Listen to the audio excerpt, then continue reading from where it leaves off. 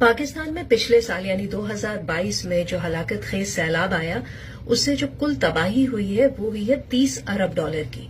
اور اقوام متحدہ کے مطابق پاکستان کے جو ایلیٹ ترین طبقہ ہے، جو امیر اور پریولیجڈ کلاس ہے، جس میں آتے ہیں سیاستدان، سیکیورٹی ادارے، صنعت کار، زمیندار، اس طبقے کو سالانہ 17.5 ارب ڈالر کی سبسڈی دی جاتی ہے، جن میں مرات بھی شامل ہیں.